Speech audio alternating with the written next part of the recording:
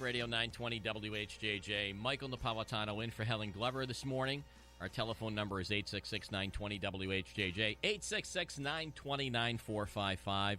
My in-studio guest is Fred Diel. He is the Republican candidate running for House Seat District 66. And we were just talking about a couple of things. One of the things I wanted to reiterate on was the developmental disabilities budget and the fact that the state had decimated it a couple of years ago. So they did restore some funding this year, I think approximately $9 million.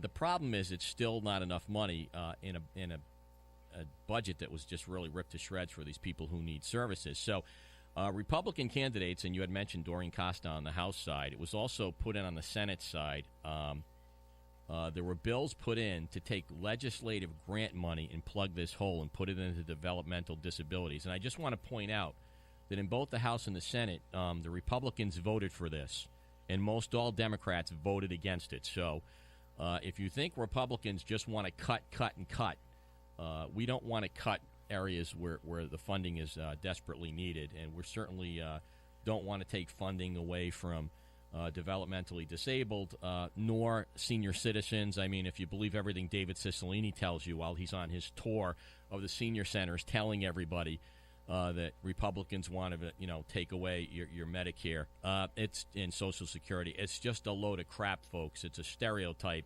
and there is no truth in it. So don't believe what you hear. All right, Fred, you were starting to make a point before we made the break. What were you going with here? Yeah, when we talk about legislative grants, the legislative grants, that's just like so you can give stuff to your local area and it makes it look like it's your money. This is not the money of the legislators. This is taxpayers' money. Yeah. And Rhode Island's are out of tax.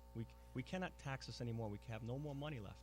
So what we're going to do is, if we're going to try to save money, cut $2.3 million in legislative grants. The Republicans voted against it. Why? Because it's the right thing to do. Yep.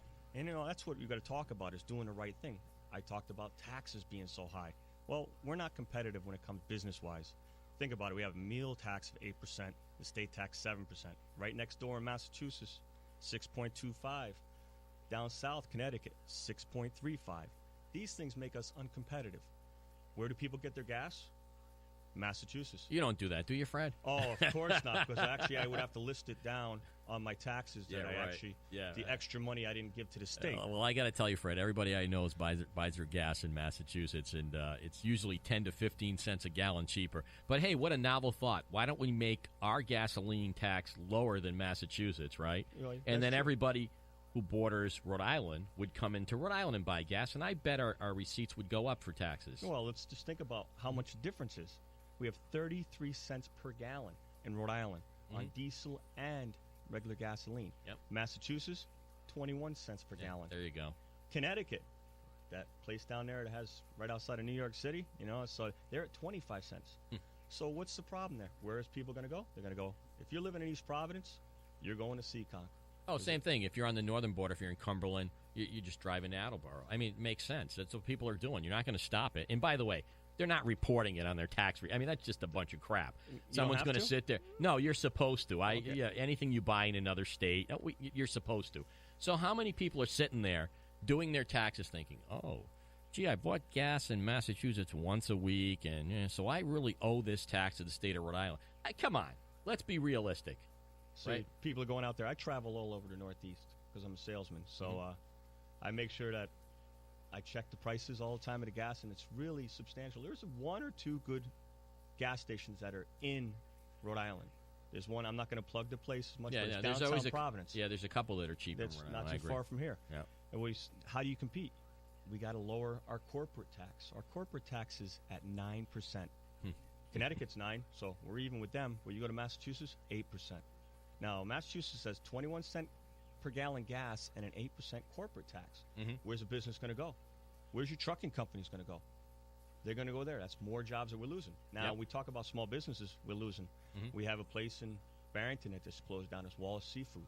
It wasn't competitive for them to actually sell seafood anymore because the gas prices were too high. All those little nickel and dime things are cutting the feet out. Yeah, and underneath. I think one of the other things we have in Rhode Island that's not in every state, too, is the inventory tax, right? So if you're a business and you hold inventory, you have to pay taxes on the amount of inventory, and that hurts businesses, too. And, if if you drive business out, folks, there's no jobs. That's what the problem is. I mean, there are people out there who said, okay, we don't want to tax the people, tax the businesses.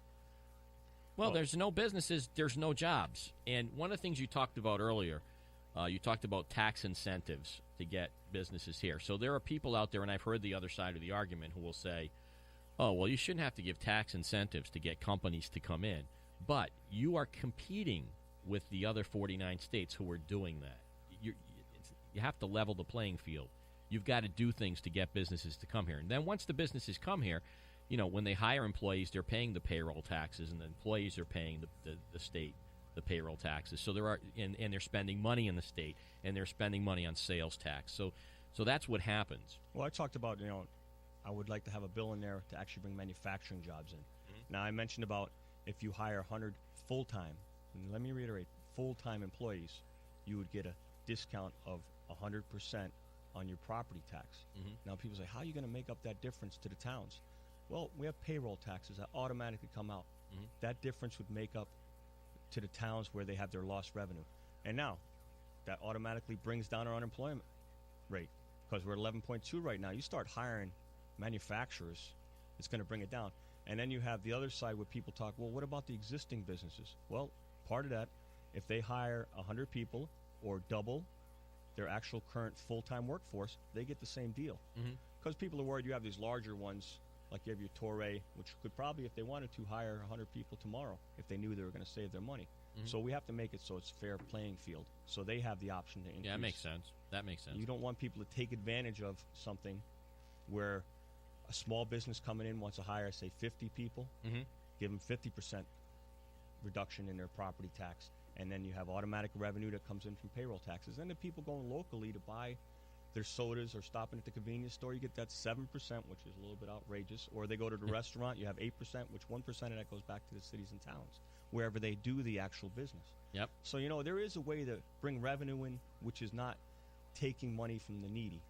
So you also talked about disability. We got to take care of those kids and the people that are not as fortunate as us. Yep, absolutely. We're fortunate enough to come to work every day if we have a job, and there's people that are unemployed out there that are looking for jobs, and we're still spending the extra money on our taxes because we still got to pay that bill quarterly, and we have this outrageous car tax that was supposed to be gone. How many years ago, Mike?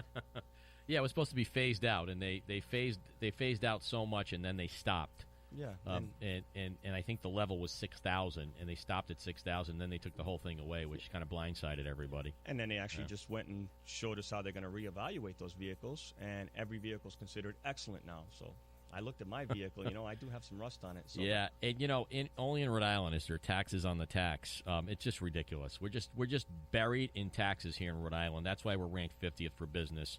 That's why we're number 2 on unemployment. That's why people are leaving. And Fred, we need to elect people like you to get people in the legislature. We need some balance, folks. You do know the Democrats have controlled the legislature for over 70 years, and it's absolute power. They do whatever they want. They have most of the bills are worked out ahead of time. The leadership knows what they're going to push before it gets to the floor, and then they have their what I call robots who vote with leadership every time. And because they have the numbers, it gets through. And a lot of Republican ideas never even see the light of day because what do we have? 17 people in the legislature right now in the legislature. We need to get more people elected. You need some balance, and that's very important. Otherwise, this will just continue, folks. They did nothing this year to help the state get out of this mess. They did absolutely nothing except raise your taxes. Are you tired of it? Well, this is where it comes out to, no courage. Yep. Being pusillanimous. These things right here where you want legislators to make a stand. Do the right thing. If you can't do the right thing on small issues, how do you expect to do the right thing when it comes all the way down to say, we got these cities that are going bankrupt? That's a tough thing to know that your pension might not be there with Central Falls.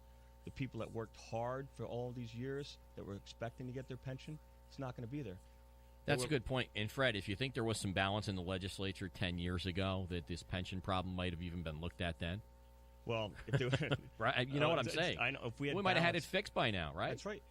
If real courage happened from our current legislators and the ones of the past, just not to throw money at people like the legislative grants of $2.3 million for a vote, they actually did the right thing and say, hey, maybe it's time we could have switched back then to a 401k for everybody, and the state pick up their slack and are forced to actually add money to it. And when we had money. When we did have money, you're right. Yep. We were booming at one time. Yep. Back during, everybody says it happened to be Clinton era. Yep. But it was actually run at that time. The Congress, 1994, was elected, Republican Congress, and they did the right thing. And Bill Clinton, I have to say that he did the right thing by following what their example was, and he got 8 years elected. Yep, you're right. So, and there's deficits that are going out of control, which are affecting us states. The deficits from the government, the federal government. We're going to come right back, Fred. It's 7:17 right now. We're going to take a break. It's time to look at the roads, brought to you by Toyota Parts and Services at 920 WHJJ. 920 WHJJ.